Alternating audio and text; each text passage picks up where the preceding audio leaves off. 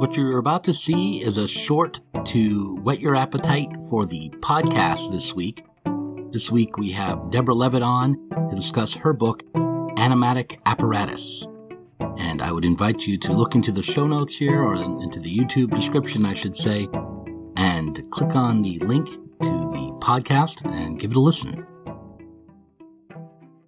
You said something in your book that I thought was very interesting and kind of troubling. You're questioning whether or not we have any direct access to reality, like whether or not there is some simple move to get back to the truth.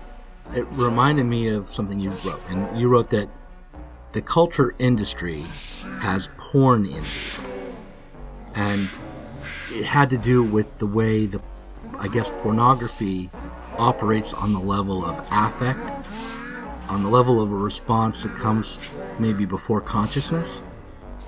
That seems, in porn you're really getting at the real, right?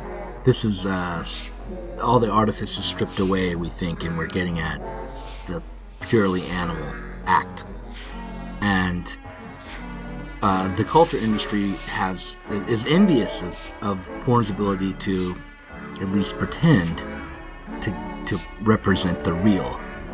One way that porn has been talked about is, and I think this is what you're referring to, as the sort of ultimate horizon of the possibility of representation, right? Like it's somehow the limit case of it. I don't think that's true. Like, I agree with you that it's incredibly codified and formulaic, and it doesn't have for me this status of sort of getting us back to the ground of truth or the body.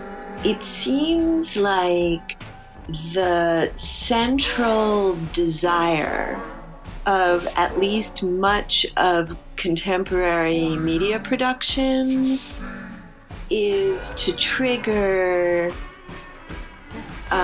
spectators, users, listeners at an affective level, and that is specifically at a kind of subtle psychophysical substrate below subjectivity, below representational thinking, sort of below, I don't know if below is the right word, outside of consciousness.